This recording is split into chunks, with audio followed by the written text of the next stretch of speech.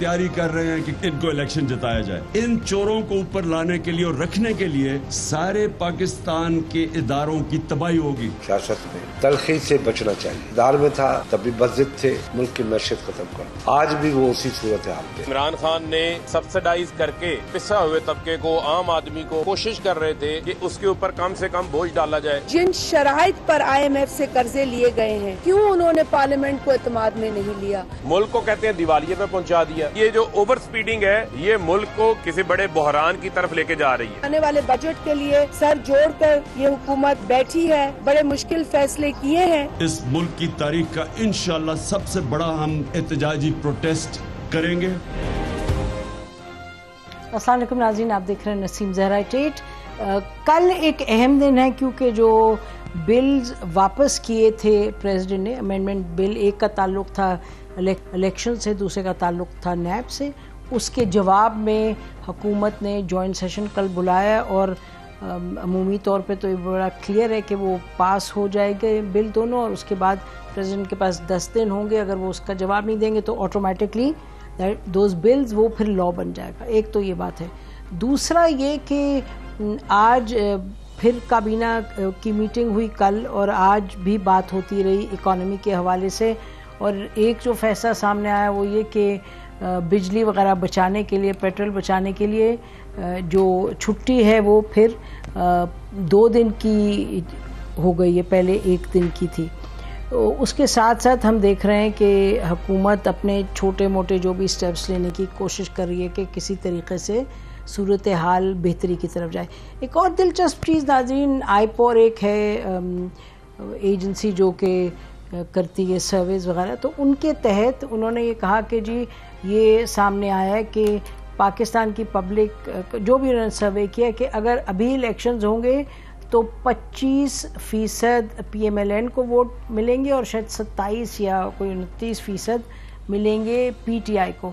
लेकिन अगर मिल करके जो इत्तेहादी जमातें हैं वो इलेक्शंस लड़ें तो फिर जाहिर है वो PTI से ज़्यादा वोट्स ले पाएंगी। और उसी ज़ुमरे में ये जो डिसीजन है PMLN की और पाकिस्तान पीपल्स पार्टी के इलेक्शंस जो हैं, पंजाब के ज़िमनी इलेक्शंस वो मिल के लड़ रहे हैं। तो वो, और ये भी याद रहे कि कायरा साहब कह चुके हैं कि जरदारी साहब की और शहबाज शरीफ साहब की बातचीत हुई है, और पहले भी कह चुके हैं शहबाज शरीफ साहब हमारे एक इंटरव्यू में, उन्होंने कहा था कि जी हम तो कह रहे हैं कि 10 साल इत्तेहादी साथ रहे। तो what does all this mean? इस पर बात करने के लिए नाजरीन हमारे साथ ऐसे लोग हैं जिन्होंने पाकिस्तान की सियासत को बहुत दहाइयों पर मुहित देखा है, और इसलिए हम बार बार बात करते हैं बहुत दहाइयों की, क्योंकि कुछ पैटर्न्स भी हैं, कुछ अनचेंज चीज़ें भी हैं और कुछ नई भी हैं। तो इनसे बेहतर कौन, उनसे बेहतर कौन जिसने ये देखा हो ओवर द ईयर्स। और हमारे साथ we have the young blood also. हमारे साथ असद रहीम है, बैरिस्टर, एंकर हैं और तजिया नगार हैं, लॉयर हैं। थैंक यू असद हमें ज्वाइन करने का। तो ये क्विक था उनकी इंट्रोडक्शन। अब हम नाज़रीन आते हैं हमारे बहुत अजीज़ दोस्त, शायद पहली दफ़ा हमारे प्रोग्राम में आए हैं क्योंकि वो टीवी से बस किनारा कशी किए हुए थे, लेकिन हमारे दोस्त भी हैं। He won't like to be called an उस्ताद हमारे, लेकिन हमने सीखा भी बहुत है इनसे। नुसरत जावेद, बहुत शुक्रिया नुसरत जावेद साहब प्रोग्राम में आने का। We are truly delighted to have you. Arif Hameed Bhatti Sahab, दोस्त, कॉलीग, सीनियर एनालिस्ट, मेरे ख्याल किसी चैनल के प्रेसिडेंट भी हैं, GNN के प्रेसिडेंट हैं, और एंकर भी हैं, बड़े ज़बरदस्त एंकर हैं। और अभी प्रोग्राम शुरू होने से पहले कह रहे थे कि इधर की जो अब सहाफ़त है, अब क्या कहें, अब इसको इधर ही रुक जाते हैं। क्यों आरिफ हमीद भट्टी साहब? तो फिर आपसे शुरू कर लेते हैं। ज़रा बताएं जी क्या होने जा रहा है? कल तो बिल पास हो जाएंगे फिर दोनों, उसकी अहमियत क्या? बिस्मिल्लाहिर्रहमानिर्रहीम। देखिए, इस मुल्क में चंद ख़ानदान जो मुख्तलिफ अदवार में हुकूमत में रहे हैं या अहम सरकारी ओहदों पे रहे हैं, ये पाकिस्तान बेसिकली उन्होंने उस अशराफिया ने हाईजैक कर लिया है जो कायदे आज़म ने पाकिस्तान बनाया था उनसे। इस मुल्क में अगर ये दोनों बिल पास हो जाए, EVM, ओवरसीज या नैब कवानीन, 22 करोड़ अवाम में से कितने लोगों का फ़ायदा होगा? 5 भी नहीं। ये चंद बड़े खानदान है ना, उन पे केस है ना।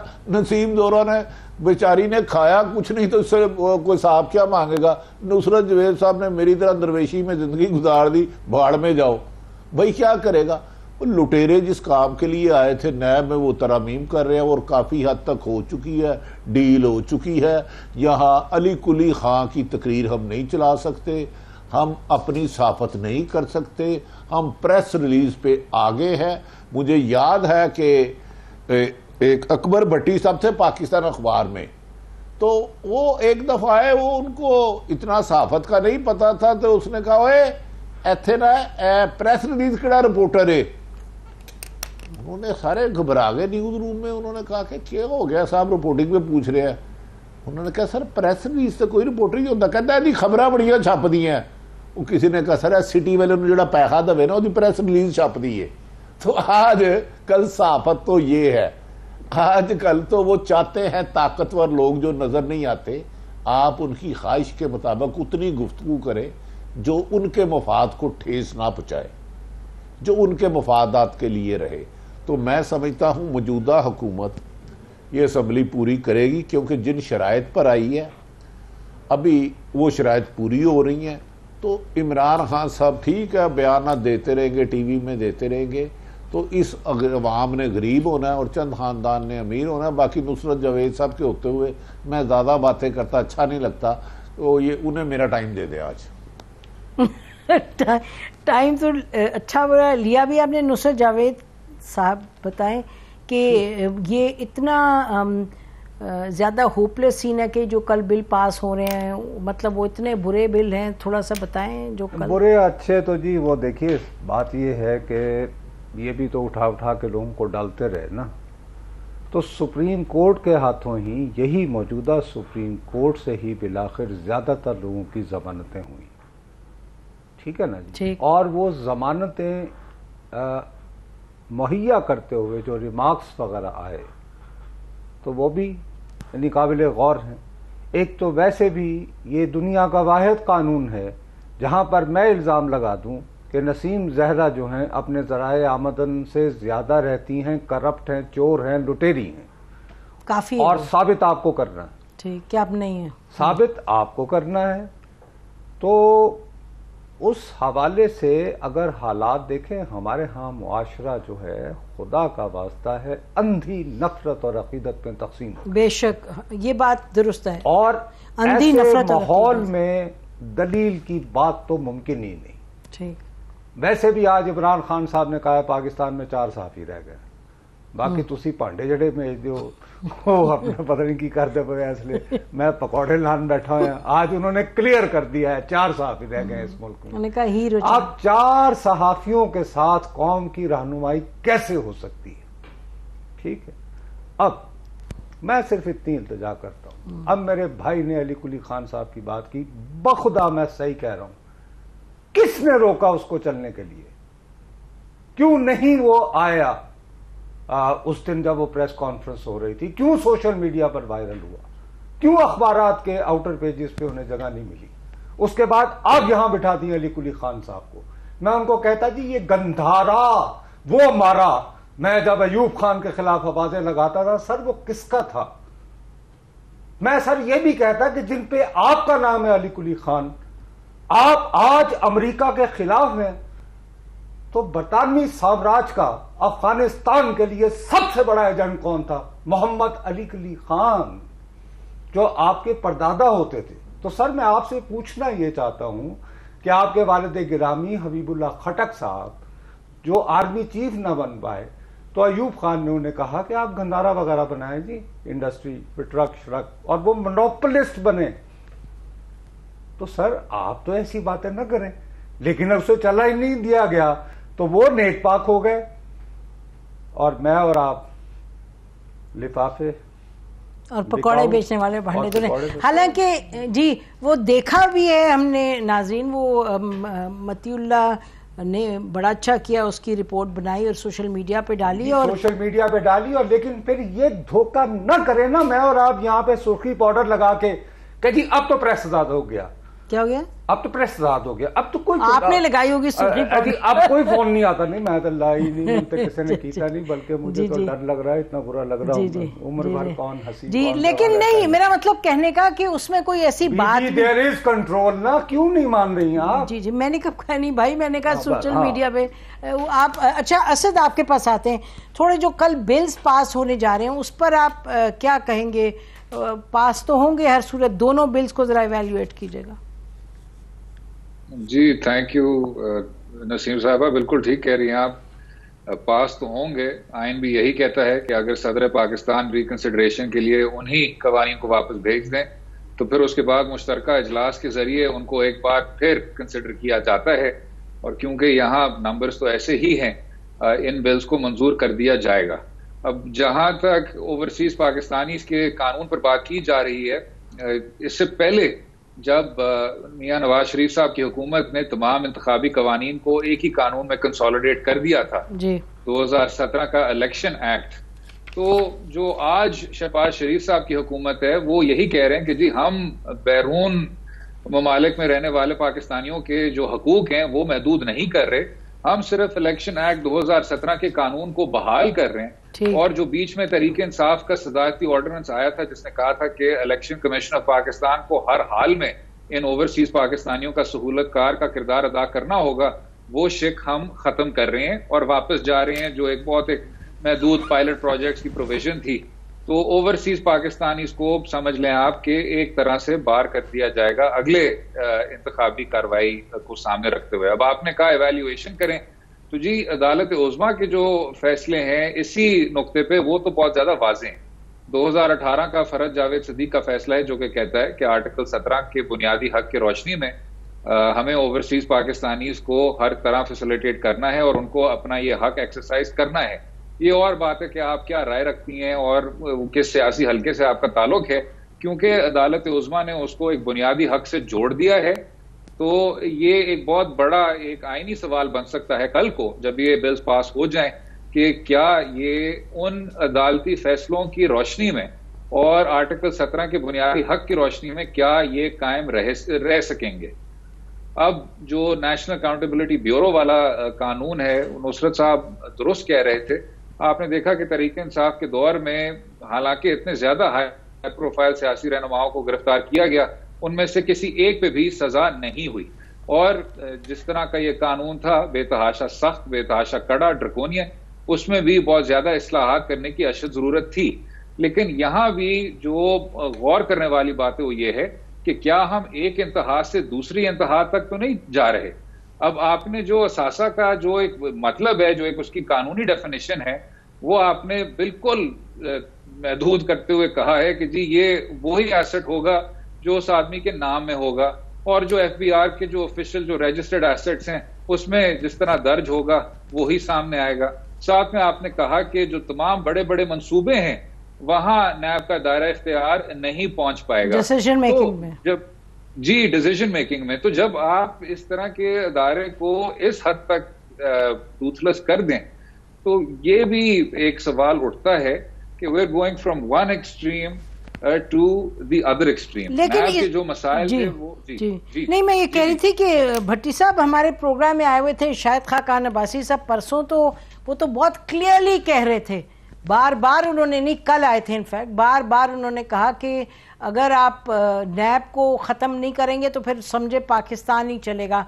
बहुत क्लियर थे, वो कहते या नैब चल सकता है या पाकिस्तान चल सकता है। और वो यही जो बातें, जैसे नुसरत जो कह रहे थे, जब जजेस सुप्रीम कोर्ट के, वो तो कह रहे थे कि नैब पॉलिटिकल इंजीनियरिंग का हिस्सा है, यानी कि जस्टिस खोसा साहब ने तो इस हद तक कहा था कि जब चुप करवाना होता है, कुछ ऐसे ही कहा था ना नुसरत, के जब चुप करवाना होता है तो फिर आप ये नैब के केसेस लगा देते हैं। मैं अब गुजारिश दे दिए, हाँ शाहिद खान अब्बासी साहब के लिए तो करप्शन जायज है, लेकिन उसको अल्लाह कहता है राशि वल मुर्तसी, रिश्वत लेने और देने वाला जहन्नमी है, जहन्नमी, जहन्नमी। मैं नुसरत जो है सबसे टोटल इख्तलाफ करता हूं अदब एहतराम के दायरे में रह के। मैं साफी हूं, मेरी लाख रुपया इनकम है और 50 लाख के हिसाब से मेरे सासे हैं, तो मुझे जवाब देना चाहिए ना। तो ये क्या तरीका है? एक साबित ना होना या करप्शन ना होना, दोनों में फर्क है।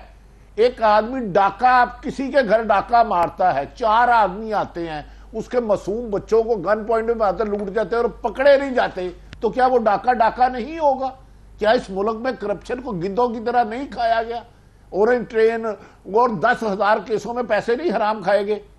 यार कैसी अनबिलीवेबल बात है भाई। अगर एक केस साबित करे, उसे सबूत लाए, उसकी प्रोसिक्यूशन मजबूत करे। अगर FIA के बंदे बदल के, रात को जहर दे के, बंदे मार के, अपनी हुकूमतें चेंज होके आप मुल्जम है, मुल्जम के वकील के पास फाइलें पहुंच जाएंगी, रिकॉर्ड सारा चेंज हो जाएगा, आसफ अली जरदारी फोटो कापियों पे बेगुनाह हो जाएगा, तो क्या पाकिस्तान का लूटा हुआ माल जायज हो गया जिन्होंने लूटा है? वो ये किस किताब में लिखा है? हाँ, केस किसी पे गलत नहीं होना चाहिए, एहतसाब क्रॉस बोर्ड होना चाहिए, और सबसे पहले सहाफियों को होना चाहिए, क्योंकि हम जज जर्नैल हर एक पे करते हैं। मेरे सामने नसीम, मैं हल्फन कहता हूं, मुझे आप फांसी दे दीजिएगा, अरबपति लोग बने हैं जो मोटरसाइकिल पे थे, जिन्होंने कब्जों के काम किए, हराम खाया, एक एक ठेके पे। इरिगेशन की एक स्टोरी पे मैंने काम किया, आपका टाइम कीमती है। वो कागजों में वो क्रेन 2.25 साल से खराब थी, कचरा थी, उसका फ्यूल 2.25 करोड़ रुपए का जारी कर दिया। ओ भाई, एक चीज साबित ना होना और करप्शन होना में फर्क है। आप बंदे ऑनेस्ट लगाएं जो इन्वेस्टिगेशन मेरिट पे करें और लूटा हुआ माल रोके। अजीब बात है भाई, मेरे घर का ड्राइवर 500 रुपए चोरी करे तो मैं उसको नौकरी से निकाल दूं। मुल्क का कोई ठेका दे रहा है तो उसमें वो 20% पूरा ले रहा है कमीशन, हराम। उसको कहो नहीं ये तो जायज है यार, ये तो कमीशन है। कमीशन क्या भाई, हराम है। यहां तो ये आप कह दें, फैसला कर लें कि इस मुल्क में कभी करप्शन हुई नहीं। शरीफ फैमिली ने नहीं की, जरदारी ने नहीं की, नहीं PTI ने नहीं की, नहीं साफियों ने नहीं की, फिर तो इन्हें बरी जिम्मा करते। वो खुदा के लिए रोको इस करप्शन को। मुझे इससे गर्ज नहीं है कि कौन किसी जमात का है। PTI दौर में भी, नून लीग में, PTI दौर में भी करप्शन हुई। खुद हमजा शहबाज ने कुछ 100 दफा कहा कि उस्मान बुजदार ट्रांसफर पोस्टिंग के पैसे लेते थे, अरबों रुपए। 10 बयान आता है, उन्हें के लाए, पकड़े, उन लोगों को दे सजाए। यार व्हाट इज दिस भाई? एक करप्शन और करप्शन में कंप्रोमाइज करके, उसको प्रोसिक्यूशन कमजोर करके, उसका रिकॉर्ड चेंज करके उसको बचा देना, इन दोनों में फर्क है। तो नसीम, जब तक ये मुल्क में करप्शन को बुरा ना कहा जाएगा और इसको खात्मा ऑनेस्ट कॉम्पिटेंट लोगों से ना किया जाएगा, ये मुल्क आगे नहीं बढ़ेगा। 30 रुपए नहीं, 60 रुपए नहीं, 120 रुपए पेट्रोल बढ़ेगा और उसका वजन आम शहरी उठाएगा। ठीक है जी। और ये जो रिटायर्ड अफसर होते हैं ना, बड़े बड़े किसी भी इदारे में 6 प्लाट मिलते हैं, बंद करो इनको लाओ, शहदों पे, गरीबों पे लगाओ, तालीम पे लगाओ, सेहत पे लगाओ, साफ पानी पे लगाओ। प्लॉट तो सबको मिलते हैं जी, हर एक को मिलते हैं, हर इदारे के लोगों को मिलते हैं, हर एक को मिलते हैं। नुसरत बताएं, ये जो मामला करप्शन का है, इससे तो कोई इनकारी हो ही नहीं सकता, लेकिन उसके साथ साथ यानी कि 25-30 साल से इसकी हम कोई सिस्टम ही नहीं बना पाते कि ठीक से उसका इंक्वायरी हो। मुझे बताइए। इसलिए कि करप्शन का वावेला मचाना है। आई टेल यू, देखिए, ये पाकिस्तान कायम होता है, ठीक है बीबी, ठीक, आइन नहीं बनता 1956 तक, तो पहला कानून आपकी कानून साज असेंबली क्या बनाती है? प्रोडा। किससे निजात हासिल करने के लिए? ऑर्डर। अयूब खोड़ो, क्योंकि उसने मुंतखब वजीर आला ये कहा था कि जी मैं कराची सरेंडर नहीं कर सकता मरकज को, और रास्ता निकल रहा था कि जी मलीर का एरिया जो है वो फेडरल टेरिटरी बना के तो उसको वो कर दिया जाए। उन्होंने कहा जुर्रत कैसे हुई? कड़क। आज तक मुझे बताइए, हुसैन शहीद सोहरवर्दी यूनाइटेड बंगाल का वजीर आजम, उसको एक्टो करप्शन के तहत लगाया। वाहिद सियासतदान थे, हर सियासतदान खामोश हो गए, 7 साल के लिए खामोश हो गए थे। ही कंटेस्टेड, अदालत में पेश हुए, उन्होंने कहा जी आपने ये फलां बंदे को लाइसेंस इशू किया था। उन्होंने कहा हाँ बिल्कुल किया था। उन्होंने कहा 4 मरतबा अयूब खान ने सिफारिश की थी, चीफ ऑफ आर्मी स्टाफ ने, चलाओ मुकदमा, करो। यू सी, ऐसे ऐसे लोगों को, अब इसका मतलब ये नहीं, जब आप ऐसे ऐसे बड़े नामों को जिन्होंने पाकिस्तान बनाया, हुसैन शहीद सोहरवर्दी, अयूब खोड़ो, उनको आप करप्ट, चोर, लुटेरे, आज तक उससे फुर्सत नहीं मिली। जिन्होंने पाकिस्तान तोड़ा उनमें से किसी एक का नाम बताएं जिसके कभी मुकदमा भी बनाओ। ऐसे तो नहीं हुआ ना। अब ये सुन सुनकर लोगों के कान पक गए हैं। मेरा भट्टी साहब से इख्तलाफ नहीं है, होना चाहिए भाई, हिसाब मुझसे लेना है ले लो भाई। बिल्कुल बिल्कुल। अब मुझे जिस तरह 350 तक पुल आउट करके बिठाया गया, वो अल्लाह ताला भरा, जब हम बकवास करते हैं तो उसकी प्राइस पे करने को तैयार है भाई। लेकिन ये कि एक ढोल जब भी आपको जब इंजीनियरिंग करनी हो तो ढोल बजा, और फिर मैंने तो नहीं किया था, मैं तो दुबई नहीं गया था। No Musharraf, no Nawaz Sharif, no Benazir, no Musharraf, no, कौन गया था दुबई उनसे मुज़ाकरात करने? एनआरओ मैं। अब जो हो रहा है कि आप 2011 से मुसलसल कुछ टेलीविजन को डिनाई करके, कुछ को चैनल्स पे सामने रख के आपने ड्रम किया है गुज़श्ता कितने सालों से, और फिर आपने कहा ओह बड़ी मुश्किल से होता है चमन में दीदावर पैदा, फिर कह रहे और एक ऑनेस्ट आउटसाइडर आ गया। तो बस, और अब आप कह रहे हैं वो आउटसाइडर जो है वो तो बहुत ही, उसको तो आउटसाइड ही रखो। नाज़रीन हम ब्रेक लेते हैं, ब्रेक के बाद बताते हैं। Stay with us.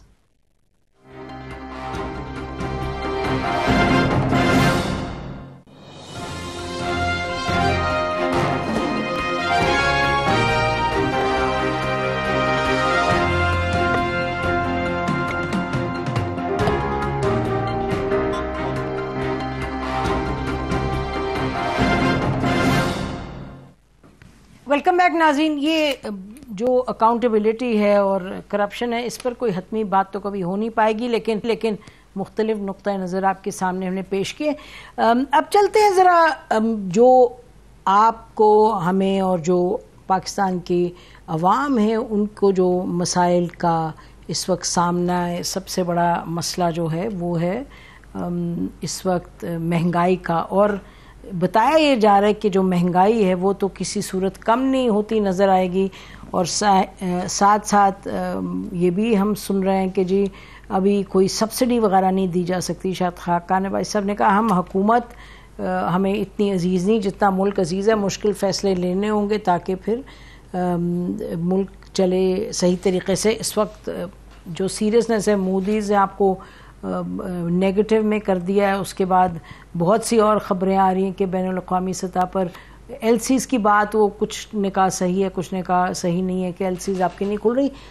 जो इकोनॉमिक प्रेशर्स हैं वो बढ़ते चले जा रहे हैं, और ये हुकूमत अपनी तक कोशिश कर रही है, लेकिन कहाँ तक और कितनी कोशिश हो रही है, कितनी कोऑर्डिनेटेड है? नुसरत जावेद साहब किधर जा रहे हैं? मे भी एक दो ये कुछ चीजें इनहेरिटेड और हमारे सिस्टम के अंदर बिल्ट इन है, यानी कि ओवर द डेकेड्स है, जिसमें अमीर को अमीर तर करना है, गरीब को गरीब तर बनाना है। एक जाहिर है कि ये भी वही कह रहा हूं, अंधी नफरत और अकीदत की बात है कि रूस का यूक्रेन पर हमले के बाद जो सूरत हाल है, ये हुकूमत जो बाइडन से ज्यादा ताकतवर तो नहीं है ना। अब जो बाइडन जिसने इंतहाबी मुहिम में वादा किया था कि वो सऊदी अरब को दुनिया का शूदर बनाएगा बिकॉज ऑफ कमाल खुशोगी, क्या वो जा रहा है ना वहां पे? क्या इल्तिजा करने कि यार जरा तेल की पैदावार बढ़ा दो ताकि लोग जो है ना लोग मसाइल कम। तो अब इन सब का जो है उसकी वजह से बुनियादी बात ये थी, देखिए जब ये बात चली ना कि इन्होंने तहरीक अदम एतमाद पेश कर दी है, बात लंबी हो जाएगी। तहरीक अदम एतमाद मेरी दानिश में तहरीक अदम एतमाद नहीं थी, ये तहरीक अदम हमीद थी। इन्हें डराया गया था कि वो साहब आ गए ना तो तुम सारे फारग हो, तो वो भी अगे। ये एकदम से घबरा के इकट्ठे हो गए। इकट्ठे होकर इन्होंने जैसे ये किया, तवातुर से ऑन रिकॉर्ड मेरे कॉलम गवाह है, मैंने कहा ये हमाकत मत कीजिएगा। हम भी पूछते रहे। बिल्कुल, जब इन्होंने वो मुनीर नियाजी साहब का एक शेर है ना कि एक रात ऐसी सजा हर मकान पर लोगों को उनके घर में डरा देना चाहिए, इन्होंने कहा वो आया जे वो लाल लगा जे, वो लाल लगा जे, लाल लगा जे, फिर न कहना खबर। ओ भाई, तुम लोगों ने पहले अगर 1.5 साल 2 साल जेलों में गुजार ली है तो तुम्हारी जमात नहीं टूटी ना, मुस्लिम लीग से एक बंदा टूटा ना पीपल्स पार्टी। वो आ जाते तो क्या हो जाता यार, एडा हिटलर आ जाना सी कोई।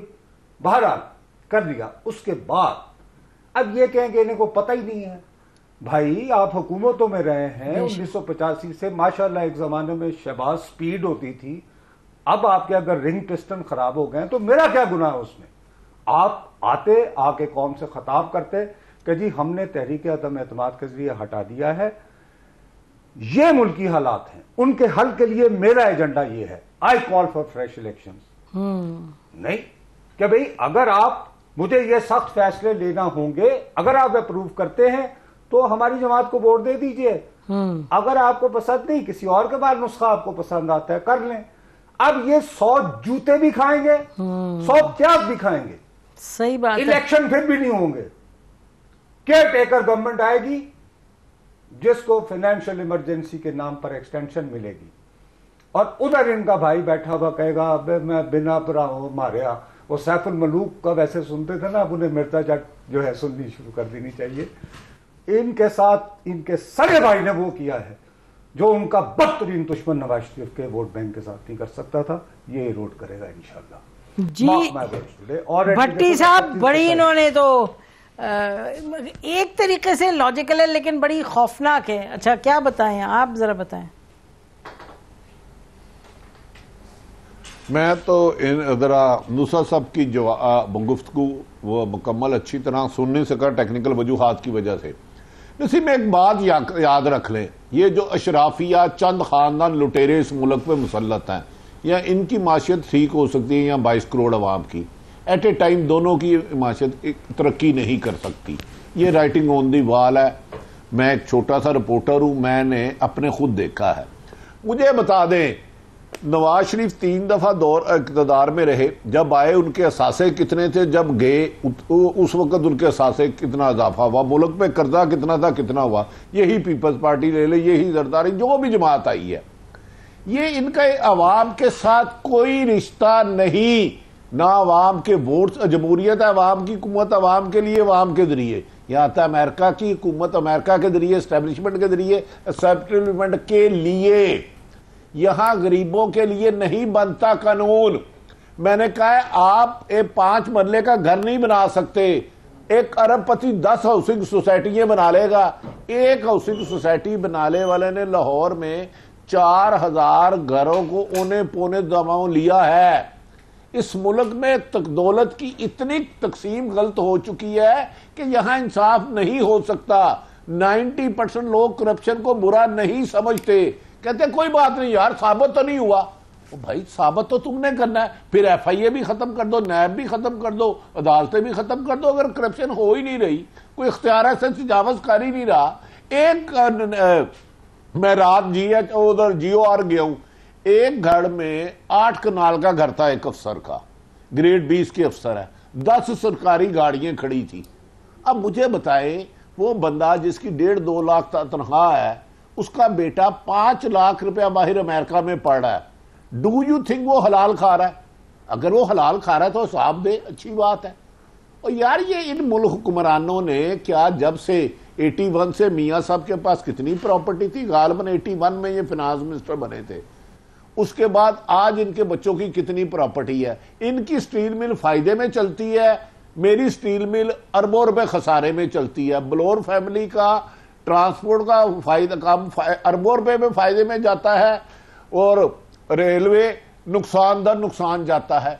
जब तक किस बड़े मगर बच्चों को पकड़कर सजाएं ना दें। और अदालतें, इनका तो अल्लाह ही हाफिज है। तो फिर पता नहीं फिर इस मुल्क का कौन हाफिज है? इत्तेफाक फाउंड्री। नसीम आपके लिए बड़ी जरूरी बात है, मैं इंसाफ के इन झूठे दावेदारों को इनको चेहरा दिखाना चाह रहा हूं। वो एक प्रॉपर्टी प्लज कराई गई, इत्तेफाक फाउंड्री, उसकी उस वक्त थी 2 अरब कीमत। मुशर्रफ दौर में डील करके गए, वापिस आए, स्टे रहा इस दौरान 12-13 साल। नसीम जहरा साहिबा और नुसरत जवेद 13 साल। वापिस आए, उसकी कीमत हो गई 60 अरब। 5 कुछ केस किया, वापस ले लिया। इंडस्ट्री एरिया में हाउसिंग सोसाइटी नहीं बन सकती। 3 दिन NDA के दफ्तर डे एंड नाइट खुले रहे, हाउसिंग सोसाइटी का RO जारी हुआ। अगले दिन वो सोसाइटी 1 खरब से ज्यादा महंगी हो गई। अब मुझे बताएं, इसमें जिस मुल्क में एवरेज 80% लोगों की 30,000 से कम सैलरी है, 60 रुपए पेट्रोल बढ़ जाएगा तो वो तो मर जाएगा। तो जो अमीर आदमी है वो तो दुआएं करता है, या अल्लाह महंगाई कर, क्योंकि मेरा प्रॉफिट हो मार्जिन 10 गुना बढ़ जाए। के स्टोर पे आप जाएं, उनकी पड़ी पड़ी चीज $2.25 करोड़ पे, सॉरी $75 करोड़ का इजाफा हो गया है।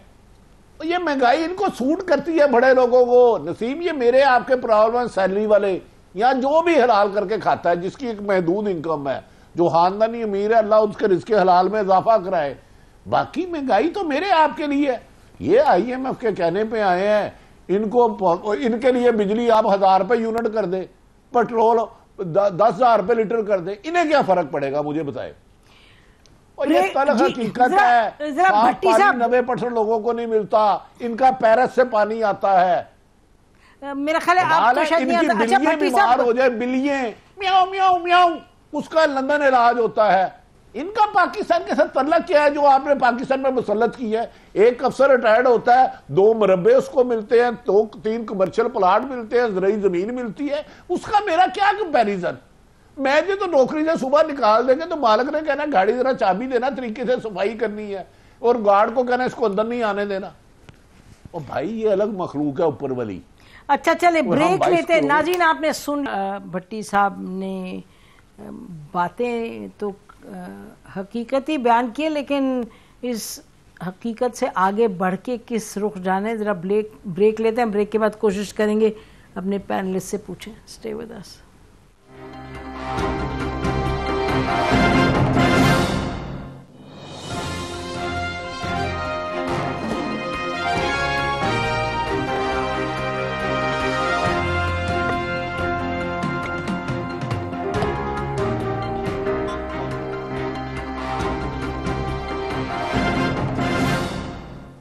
वेलकम बैक नाज़रीन, सियासत की तरफ वापस आते हैं। एक तरफ हम ये देख रहे हैं कि PMLN और पीपल्स पार्टी ने अपना इत्तेहाद अनाउंस कर दिया ज़िमनी इलेक्शंस के लिए, और आपको ये याद दहानी के लिए आपको बताते चलें कि शुरू में शहबाज शरीफ साहब ने भी कहा था कि हम ये बात कर रहे हैं कि 10 साल हम मिलके चलें, हुकूमत करें, और कायरा साहब ने तो 48 घंटे पहले फिर से ये बात दोहराई कि ये बातचीत हो रही है। तो एक तो इसका क्या मतलब है कि क्या ये अब मिलकर चलने वाले हैं, और दूसरी तरफ इमरान खान साहब आने वाले दिनों में उनकी क्या हिकमत अमली रहेगी? नुसरत जावेद साहब। बीबी, ये इस तरह की सारी बातें जो है ना, ये कहने की होती हैं। ठीक, वो सियासतदान ही नहीं है जो सेल्फिश ना हो। ठीक, बेशक। औरंगजेब आलमगीर बहुत नेक आदमी थे। उनके बारे में इब्न इंशा ने लिखा हुआ है, मेरा नहीं है फिक्रा, कि उन्होंने नमाज भी एक नहीं छड़ी तो भरा भी कोई नहीं सी छड़िया। सही बात है ना, इक़्तिदार इतनी ज़ालिम चीज़ है। तो अगर औरंगजेब आलमगीर जैसे नेक पाक शख्स जो हैं अपने सगे भाइयों के साथ ऐसा सलूक कर सकते हैं, तो ये तो फिर 2 मुख्तलिफ जमातें हैं। चले, ये तो बात मुकम्मल हो गई। तो ये एवरी पॉलिटिशियन, और इसमें कोई ठीक बात है, ठीक है, हैज टू बी सेल्फिश। या अच्छा नजर आए इमरान खान साहब। कहने की इमरान खान साहब जो हैं वो अगर असेंबली में आ जाएं और बजट वगैरह में करें, तो मेरा अपना ये ख्याल है कि ये जल्द इलेक्शन ले सकते हैं। उसके बगैर अगर ये कहें कि ये अवामी सड़कों के जरिए, तो शायद अवाम तो तैयार हो जाएं, लेकिन बार बार कहते ना मुझे एक एक मीर जाफर की शक्ल याद है। अब एक ही तो मीर जाफर नहीं होता ना, वो शायद भी चले जाएं, बाकी सारे मतलब क्या हुआ था भुट्टो साहब के बारे में यही मशहूर है ना, जाली सच्चा या झूठा, कि उन्होंने जब ज़ियाउल हक ने मरी में मिलने गए तो उसे कहा कि तेरी मूंछों के तस्मे बनाऊंगा। अब पता नहीं कहा था या नहीं कहा था, लेकिन बात उसके बाद बात क्या चली, 1 ग्रेव एंड 2 कैंडिडेट्स। ठीक है, और यहां तो वो मीर जाफर नहीं, मीर जाफरों का जिक्र कर रहे हैं और मीर सादकों का, तो फहरिस्त तो काफी लंबी है। और कॉर्पोरेट इंटरेस्ट आखिर में आता है अभी हर चीज पे जी। तो इसलिए मेरा इसीलिए मुझे ये खौफ लाहक है कि शायद अगर इस तरह का रहे, उन्हें भी थोड़ा सा को पुश बैक करना पड़ेगा। तो अगर वो नहीं करेंगे तो बाकी इलेक्शन इस वक्त अगर केयर टेकर गवर्नमेंट आएगी तो पेट्रोल इससे 2 गुना होगा, क्योंकि हफीज शेख ने तो वोट नहीं लेने जाने, ठीक, बिल्कुल शौकत तरीन ने भी नहीं लेने जाने। शौकत तरीन को पहली मर्तबा इमरान खान साहब ने किसने मिलवाया था? वहां जहां गए थे उन्हीं की वजह से मिले थे, वरना इन्होंने शौकत तरीन साहब कभी हफीज शेख से पहले याद नहीं है जब हुआ था कि अरे बीबी के शौकत तरीन जब आया कि असद उमर को हटाना है, शौकत ये मुझे सर मुझे बताने दें कि शौकत तरीन साहब और इमरान खान साहब आर लाइक दिस पिछले 26 सालों से, मैं तो जानती हूँ पार्टी में वहां लेकर बहुत करीबी बीबी ये फोर्स करने के लिए कि आप वजीर खजाना बन जाएं।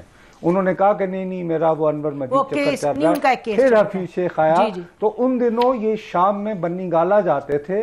मैंने कहा क्यों जा रहे हैं? कहा इन्हें मईशत समझा रहे हैं। तो मुझे ड्रामा याद आ गया एजुकेटिंग रीता, तो मैंने वो ऐसे कहना शुरू कर दिया। तो मैं ये बताना चाहता हूं जी तो ऐसे पुरानी दोस्ती थी जी। आरिफ हमीद भट्टी साहब आप जरा बताइएगा, जहाँ तक पीपल्स पार्टी और PMLN का ताल्लुक है, मेरा ख्याल है नुसरत जावेद साहब तो ठीक ही कह रहे हैं, सियासत तो बहरहाल सियासत है, जो भी कहा जाए, जो भी आप स्टेटमेंट्स दें। इमरान खान साहब अगले 2 हफ्ते में 3 हफ्ते में क्या आपको नजर आ रहा है? उन्होंने कहा मैं जून में फिर अब दूंगा लॉन्ग मार्च की कॉल। नसीम देखे, हुकूमत हो या अपोजिशन, यहाँ इत्तेहाद अवामी मफाद के लिए नहीं होता, ज़ाती मफाद के लिए होता है। इक़्तिदार से चिमड़े रहने या इक़्तिदार से दूसरे को गिराने के लिए। अच्छी बात है, कायरा साहब ने कहा 10 साल रहेंगे। मुझे आसफ अली जरदारी साहब ने खुद कहा था मेरी ज़बान कटवाई है नवाज शरीफ ने। धरती का गालबा नसूर भी कहा था, अगर मुझे एग्जैक्ट याद नहीं है। और शहबाज शरीफ ने गले में पटा डाल के, घसीटों का पटा इंसानों में नहीं डाला जाता। और स्विस केस और सिरे महल हार ये हो गया। इसी तरह इमरान खान ने चोई साहब को डाकू कहा था और साथ मिल गए। सियासत में इक़्तिदार की लड़ाई है और इमरान अब जो इस मौजूदा हुकूमत को लाए हैं, मुझे बादिउल नजर में फिलहाल इलेक्शन नजर नहीं आता। ना जलसे जुलूसों से कभी हुकूमत गई है। हुकूमत भेजने वाले 2 दफा बेनजीर की हुकूमत गई, 2 दफा नवाज शरीफ साहब की गई। किसने भेजी ये कहानी फिर सही। फिलहाल मुझे इलेक्शन नजर नहीं आ रहे। इमरान खान की गलत फैसला है कि उन्होंने असम्बलियों से रिजाइन दिया और जिमनी में लड़ रहे हैं, लेकिन सियासत में कोई बात भी हतमी नहीं होती। मुझे तो इसी तरह चलता हुआ काम नजर आ रहा है। इसी तरह चलता हुआ काम नजर आ रहा है। बहुत शुक्रिया भट्टी साहब आपका, नुसरत जावेद साहब आपका। नाज़रीन इसी पर प्रोग्राम खत्म करते हैं। खुदा हाफिज। पाकिस्तान जिंदाबाद।